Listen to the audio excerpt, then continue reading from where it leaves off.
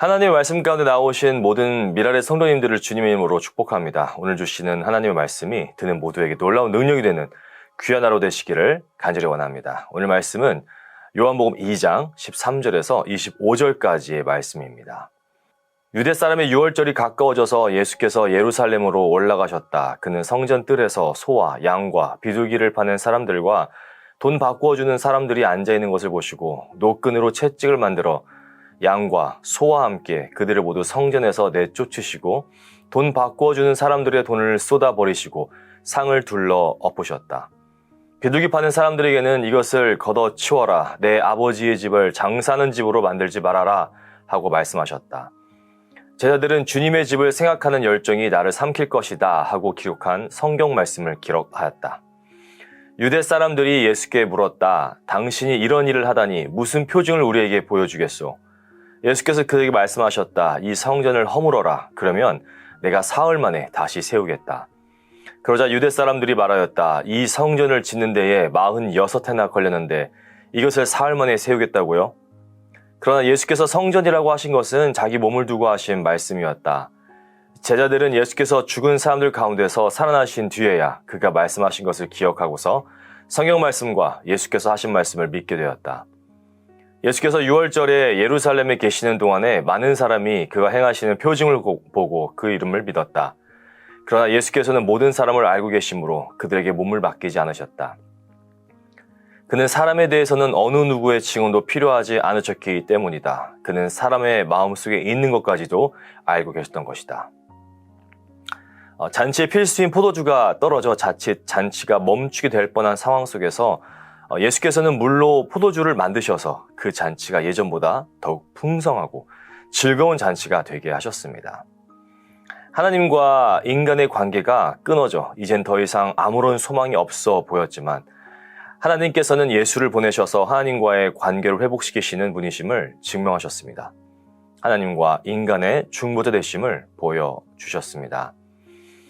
첫 번째 표적을 나타내시고 예수께서는 유대인의 명절인 유월절이 가까워졌기에 예루살렘으로 올라가셨습니다. 살아계신 하나님을 예배하고 찬양하고 하나님 앞에 나아가 간절히 기도하는 곳, 바로 성전이죠. 그 어떠한 곳보다 거룩하고 깨끗하고 정결해야 하는 곳입니다. 각별히 관리하고 모든 사람들로 하여금 하나님께 나아와 영과 진리로 예배하는 곳이어야 합니다. 그런데 예수님께서 지금 마주하게 된 장면은 어떤 장면이었습니까? 14절입니다. 그는 성전 뜰에서 소와 양과 비둘기를 파는 사람들과 돈 바꾸어 주는 사람들이 앉아있는 것을 보시고 라고 말씀하고 있습니다. 예배와 기도가 있어야 하는 것에 소와 양과 비둘기를 파는 사람들 그리고 돈 바꾸어 주는 사람들이 앉아 장사를 하고 있는 모습을 목격하셨습니다. 어찌 보면 굉장히 이해하기 어렵고 말도 안 되는 상황이 지금 성전 뜰에서 벌어지고 있습니다. 성전 뜰에서 동물을 팔고 환전하는 사람들이 돈을 바꿔주고 있는 그런 상황입니다. 그렇다면 왜 이런 사람들은 이런 행동을 하고 있는 것일까요? 이미 아시겠지만 하나님께 예물을 올려드리기 위해서는 흠이 없고 최상의 예물을 드려야 합니다. 제사를 드리기 위해 필요한 가축 역시 마찬가지겠죠. 아무런 흠이 없고 상태가 최고인 가축이 필요합니다. 한번 상상해 보십시오. 멀리서 가축을 끌고 와야 하는 상황에서 성전 안에서 상태가 최고급인 가축을 판매하고 있다면 얼마나 편하고 좋겠습니까? 집에서 끌고 오면 다칠 수도 있고 여러 가지 예상하지 못한 일들로 인해서 가축이 상하기라도 한다면 제사를 지낼 수 없는 상태가 될 수밖에 없는 것입니다. 그러니 성전 안에서 이렇게 판매하고 있는 가축을 구매하면 너무나 좋을 것입니다. 돈 바꿔주는 사람들도 마찬가지입니다. 멀리 해외에서 살다가 온 사람들은 성전에서 통용되는 화폐로 바꾸어 헌금을 드려야 합니다. 그런데 성전 뜰에서 환전을 해주니 얼마나 편하고 좋습니까? 환전소를 굳이 찾지 않아도 성전 뜰에 다 준비되어 있으니 얼마나 편할까요? 그런데 이 광경을 보시고 예수님께서는 전혀 다른 행동을 보이십니다. 15절입니다. 노끈으로 채찍을 만들어 양과 소와 함께 그들을 모두 성전에서 내쫓으시고 돈 바꾸어 주는 사람들의 돈을 쏟아버리시고 상을 둘러 엎으셨다. 예수님께서는 노끈으로 채찍을 만들어 그 자리에서 우글거리는 양과 소떼를 그리고 그 자리에서 장사하고 있던 모든 사람들을 다 내쫓으셨습니다. 돈 바꿔주는 사람들의 돈을 다 쏟아버리시고 상을 엎으셨습니다. 말 그대로 성전 척결입니다. 성전에 있어야 하지 말아야 할 것들을 예수님께서는 깨끗이 쫓아내셨습니다. 모든 가축들과 장사하는 사람들 내어 쫓으시며 예수님께서 뭐라고 말씀하셨습니까? 16절에 보시면 비둘기 파는 사람들에게는 이것을 걷어 치워라. 내 아버지의 집을 장사하는 집으로 만들지 말아라 하고 말씀하셨습니다. 기도와 말씀, 찬양과 진실한 회개가 이루어져야 하는 성전, 아버지의 집이 지금 시장이 된 것입니다. 사람들의 편리를 위해 성전이 본래의 기능을 상실한 채 사람들의 편리에 맞추어져 있습니다. 성전은 하나님이 거하시는 곳입니다. 성전은 기도와 말씀이 끊임없이 흘러나와야 하는 곳입니다. 성전은 예배가 드려지는 곳입니다. 지금 이들이 장사하고 있는 장소는 어디입니까? 성전 뜰입니다. 성전 뜰은 이방인들이 와서 예배하는 곳입니다. 하나님께 예배하기 위해 온 이방인들이 성전에 온다 해도 이들이 예배할 수 있는 공간이 이미 양과 소와 돈 바꾸는 사람들로 인해 드릴 수 없는 상황인 것입니다. 예수님께서는 이방인들 역시 자유롭게 예배할 수 있도록 하신 것이죠. 장사한 이들이 이렇게 이곳에서 장사를 할 수 있었던 이유는 다름 아닌 타락한 종교 지도자들의 악행 때문입니다. 이들은 이렇게 이방인들에게까지 자비와 은혜를 허락하셔서 예배를 드리고자 하는 이방인들이 예배를 드려야 하는 장소를 양과 소를 판매하는 장사한 자들에게 내어줌으로써 예배하기 위해 성전으로 온 이방인들이 예배할 수 없게 만들어버렸습니다. 사명을 가진 자들의 모습이 아니라 부정부패로 물들어서 예배를 상업적으로 사용하여 변질되게 만들어버린 것입니다. 예배가 하나님을 향해 있지 않고 상업적인 도구가 되어버린 것이죠. 성전 척결을 하신 예수님의 모습을 보며 제자들은 17절에서 이렇게 기억합니다. 제자들은 주님의 집을 생각하는 열정이 나를 삼킬 것이다 하고 기록한 성경 말씀을 기록하였다. 기록된 성경 말씀은 바로 시편 69편의 말씀을 의미합니다. 시편 69편 9절 상반절을 보시면 이렇게 말씀하고 있죠. 주님의 집에 쏟은 내 열정이 내 안에서 불처럼 타고 있습니다. 하나님의 집, 예배가 온전히 드려져야 하는 곳에서 살아있는 예배가 끊이지 않아야 합니다. 예배가 드려지는 곳에서 기도의 불꽃이 꺼져서는 안 됩니다. 예수님께서는 성전을 장사하는 집으로 만들지 말라고 말씀하시면서 모든 이들이 기도할 수 있도록 하셨습니다.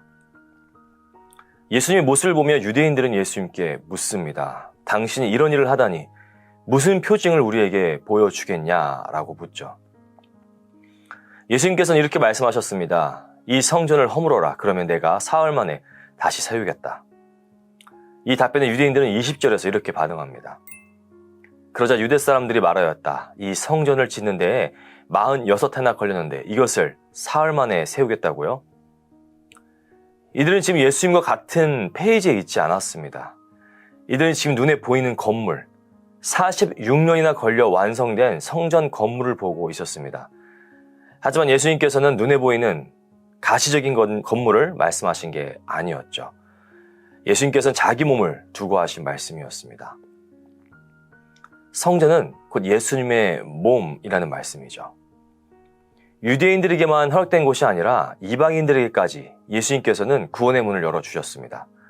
타락하여 부정부패 속에 하나님과는 정반대되는 방향으로 향하고 있는 종교 지도자들의 모습을 한탄하시며 척결하시고 교회의 머리가 되어 주셨습니다.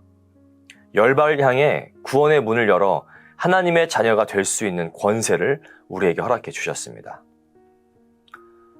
사랑하는 성도 여러분, 예수님께서 우리를 잘 아십니다. 너무나도 잘 알고 계십니다. 우리의 마음이 어디로 향해 있는지, 우리가 어떠한 마음으로 살아가고 있는지 아십니다. 행여나 나의 마음이 이런 양과 소, 환전하는 사람들이 북적이는 곳이라면 예수님께서 오셔서 깨끗하게 하시는 은혜가 있기를 간절히 원합니다. 사람의 마음 속에 있는 것까지 알고 계시고 감찰하시는 예수님이십니다. 우리의 삶이 기도의 향기로 가득 찬 삶이 되기를 원합니다. 깨끗하고 거룩한 마음으로 예수님께서 거하시기에 합당한 마음을 소유하시는 우리 모든 성도님들이 되시기를 주님의 이름으로 축원합니다. 기도하시겠습니다. 사랑의 하나님 아버지 감사드립니다. 하루의 시작을 말씀으로 시작해 하시고 주님과 깊은 만남으로 시작해 하시니 감사합니다. 오늘 우리에게 주신 말씀을 붙들고 승리하며 나아가는 귀한 하루 되게 하여 주옵소서. 말씀이 능력되어 각자의 삶에서 하나님의 자녀로서 하나님의 뜻을 이루며 살아가는 모든 성도들이 되게 하여 주옵소서. 주님, 이 시간 우리의 죄를 주님께 고백합니다. 우리가 알고 짓고 또 모르고 지은 죄들이 있음을 고백합니다. 우리의 나약함을 아시고 우리의 모든 것을 이미 알고 계시는 주님, 우리를 불쌍히 여기시고 긍휼을 베풀어 주셔서 우리의 죄악을 용서하여 주옵소서. 간절히 회개하며 나아가오니 우리의 죄를 깨끗하게 씻어 주옵소서. 그 무엇보다 우리의 마음이 깨끗하고 거룩한 주님의 성소가 되기를 기도합니다. 예수님께서 거하시기에 합당한 곳이 되기를 기도합니다. 우리의 삶을 통해 주님께서 기뻐하시는 그런 하루가 되기를 기도합니다. 오늘 하루 우리에게 필요한 모든 것들을 공급하여 주셔서 궁핍함으로 인해 낙심하는 일들이 없게 하여 주옵소서. 채우시되 넘치도록 채우시는 주님의 그 은혜를 구합니다. 하나님, 우리의 관심이 우리의 편리함과 즐거움이 아니라 하나님께서 원하시고 기뻐하신 것이 무엇인지 더욱 바라보기 원합니다. 나의 마음이 아니라 예수 그리스도의 마음이 우리 안에 더하기를 간절히 원합니다. 우리에게 예수님의 마음을 허락하여 주옵소서. 예수님의 마음으로, 예수님의 시선으로 이 세상을 바라보게 하시고 사랑하실 때 끝까지 사랑하시는 예수님의 그 사랑을 전하며 나아가는 우리 모든 성도님들이 되게 하여 주옵소서. 감사합니다, 주님. 오늘도 주님과 동행하는 하루 되게 하여 주옵소서. 감사드리며 살아계신 예수 그리스도의 이름으로 기도합니다. 아멘.